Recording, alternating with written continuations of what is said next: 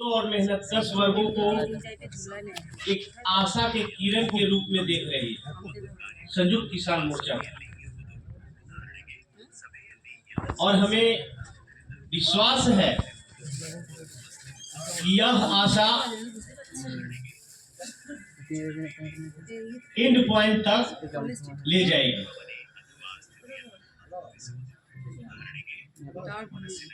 फिर भी इसमें कुछ खामियां आंतरिक स्थानीय अंतर विरोध के बावजूद भी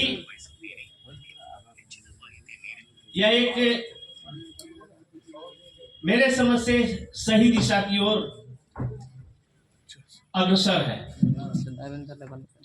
कभी कभी स्थानीय स्तर पर चुनावी लाभ को ध्यान में रखते हुए कुछ संगठन इसमें हिस्सेदारी, भागीदारी और उसका लाभ लेने के फिराक में दिखते हैं। हमें इसका स्वस्थ फ्यूचर के लिहाज से इसे बचने की जरूरत है। मेरा मानना है कि किसानों को 3 स्तरीय शोषण होता है।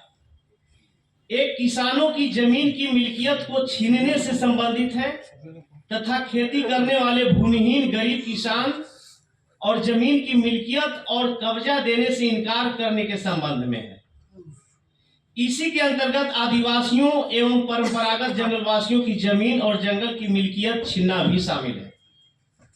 बिहार किसान समिति, भूमिहीन किसान संघर्ष समिति यूपी, जो भूमिहीन गरीब किसानों के लिए जमींदारों की सीलिंग से फाजिल जमीन, सरकारी जमीन, गैर मजरूआ जमीन, भूदान वाली जमीन, बड़े पूंजीपतियों एवं साम्राज्यवादियों द्वारा हड़पी हुई जमीन, मठों, मंदिरों और मस्जिदों की उनकी आवश्यकता से अधिक जमीन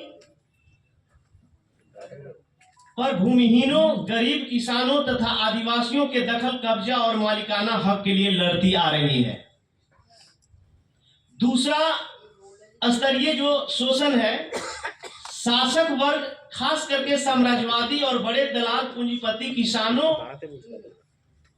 शोषण लागत से मूल्य को बढ़ा करके करता है, जैसे खाद, बीज, कीटनाशक, जुताई, सिंचाई आदि के जरिए करता है। शासक वर्ग की सरकार कृषि लागत को अनुदानित नहीं करती। और तीसरी स्तरीय यह है कि शासक वर्ग और उसकी सरकार कृषि उत्पादों के बाजार के जरिए करती है। कृषि उत्पादों को लिए एमएसपी की कानूनी आधार नहीं देती, जिससे लूटा जाता है। इसलिए किसानों के इन तीनों स्तरीय शोषण से मुक्ति के लिए मजदूर एवं अन्य जनवादी शक्तियों को एकजुट करके मोर्चा बनाना आवश्यक है।